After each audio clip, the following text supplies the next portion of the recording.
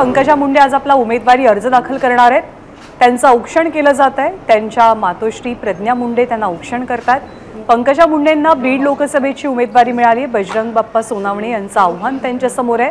पंकजा मुंडे आज फॉर्म भरल्यानंतर शहरभरातून रॅलीही काढतील। गेली अनेक वर्ष आपण मुंडे बहीण भावामध्ये संघर्ष पाहिलेला आहे, पण आता धनंजय मुंडे असतील किंवा पंकजा मुंडे यांचं राजकीय मनोमिलन झालेलं आहे आणि पंकजा मुंडेंना पूर्ण समर्थन धनंजय मुंडेंकडून बीड लोकसभेसाठी मिळत आहे। गोपीनाथ मुंडे यांच्या पश्चात त्यांच्या कन्या प्रीतम मुंडे यांनी बीड लोकसभेची जागा लढवली। दोन्ही वेळेला त्या विजयी झाल्या, परंतु यंदाच्या वर्षी 2024 साली पंकजा मुंडेंना उमेदवारी देण्याचा निर्णय पक्षाने घेतला।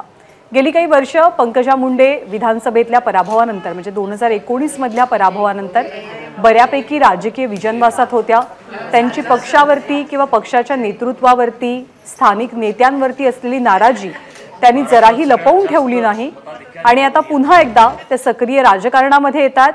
लोकसभेची उमेदवारी पंकजा मुंडेंना मिळाली आहे। आज ते आपला उमेदवारी अर्ज दाखल करतील। सोबत जोरदार शक्ती प्रदर्शन सुद्धा केलं जाईल।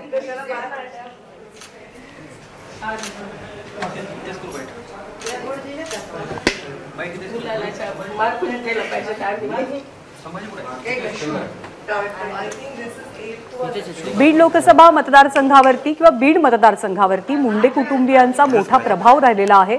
खासदारकी आमदारकी सगळी पदं मुंडे कुटुंबियांकडेच राहिलेली आहेत आणि प्रीतम मुंडे यांच्याऐवजी यावेळेला 2024 साली पक्षानं पंकजा मुंडेंना संधी दिली आहे। संपूर्ण कुटुंब त्यांच्या सोबत आहे। पंकजाताईंचं औक्षण केलं जात आहे उमेदवारी अर्ज दाखल करण्यापूर्वी।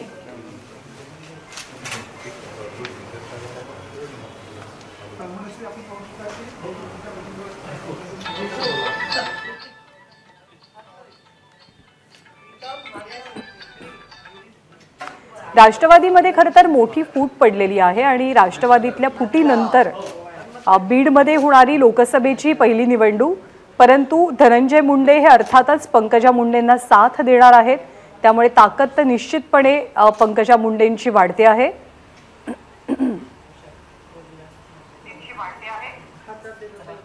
आपले प्रतिनिधी गोविंद शेळके सध्या आपल्या सोबत आहेत। गोविंद, शक्ती प्रदर्शन तर केलं जाईलच मुंडे भगिनींकडनं पंकजा मुंडेंकडनं।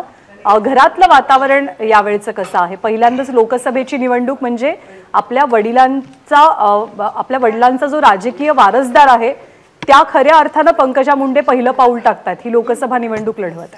खरं आहे आणि घरच्या लोकांसाठी हा भावुक क्षण यासाठी आहे कारण याच घरातून गोपीनाथ मुंडे यांनी लोकसभा निवडणूक लढवण्याची ठरवलं होतं आणि इथून सुरुवात व्हायची। आज पंकजा मुंडे पहिल्यांदा लोकसभेला सामोरे जात आहेत आणि त्यामुळे आपण बघितलं की त्यांच्या आई पंकजा मुंडे यांच्या आई प्रज्ञा काकू यांनी त्यांचं ऑप्शन केलं। घरातील सगळ्या बहिणी आणि नातेवाईक त्यांच्या सोबत होते। त्यांचं ऑप्शन करून आता ते ज्योतिर्लिंग 12 ज्योतिर्लिंगापैकी एक असलेल्या वैद्यनाथ ज्योतिर्लिंगाचं दर्शन घेतील आणि तिथून पुढे गोपीनाथ मुंडे यांच्या समाधीचं दर्शन घेऊन आज ते उमेदवारी अर्ज भरणार आहेत। आपण बघतो की यावेळी कुटुंबामध्ये एक भावुक वातावरण होतं कारण पंकजा मुंडे यांनी मागच्या विधानसभामध्ये झालेला पराभव आणि त्यानंतरचा 5 वर्षाचा काळ त्यांचा राजकीय कसा गेला हे सगळ्यांना माहिती आहे। मात्र त्यानंतर आज ज्यावेळी लोकसभेची उमेदवारी त्यांना मिळाली आहे त्यावेळी सगळं कुटुंब सोबत आहे आणि आज खऱ्या अर्थाने त्या निवडणुकीला सुरुवात होते आणि त्यामुळे उमेदवारी अर्ज द्यायला जाताना आपल्याला बघतो की आपण कुटुंब भावुक झाल्याचं चित्र आपल्याला पाहायला मिळत आहे। बरोबर आहे, भाजपचं सगळं वर्चस्व आपल्याला या मतदारसंघावरती पाहायला मिळतं।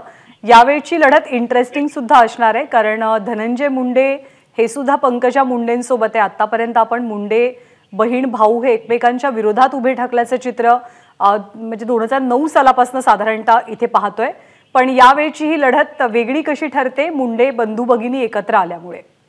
नक्कीच त्याचं कारण असं आहे की यापूर्वीच्या ज्या निवडणुका होत्या अगदी ग्रामपंचायत पातळीपासून मुंडे विरुद्ध मुंडे हा संघर्ष व्हायचा, जिथे धनंजय मुंडेचा गट वेगळा असायचा, गोपीनाथ मुंडे यांचा सुरुवातीला, त्यानंतरच्या काळामध्ये पंकजा मुंडेचा गट वेगळा होता। मात्र आता जे मागच्या 2 महिन्यामध्ये चित्र बदललेत त्यात पंकजा मुंडे आणि धनंजय मुंडे एकत्रित पाहायला मिळतात सगळ्या गोष्टीमध्ये। आज बी आपण आजचं उदाहरण घेतलं तर आज उमेदवारी अर्ज भरताना 2 सगळ्यात मोठे नेते कोण असतील तर एक धनंजय मुंडे आणि दुसरा पंकजा मुंडे, हे 2च नेते आहेत ज्यांच्या उपस्थितीमध्ये हा उमेदवारी अर्ज आणि शक्ती प्रदर्शन केलं जाणार। त्यामुळे निश्चितपणे या निवडणुकीमध्ये धनंजय मुंडे सोबत असल्यामुळे पंकजा मुंडे यांची ताकद वाढलेली आहे। आता ही ताकद किती वाढेल कशी वाढेल हे कदाचित आपल्याला येणारा काळ सांगेल। बरीच नाराजी गेल्या काही दिवसांपासून पंकजा मुंडेंची 2019 पासून विशेष करून विधानसभेतल्या पराभवानंतर पाहायला मिळालेली। पक्ष नेतृत्व असो, स्थानिक नेतृत्व असो, त्यांनी उघडपणे ही नाराजी व्यक्त सुद्धा केलेली होती. आता लोकसभेचं तिकीट देऊन पक्षानं मोठा विश्वास दाखवलाय. हे आव्हान कसं असेल पंकजा मुंडेंसाठी?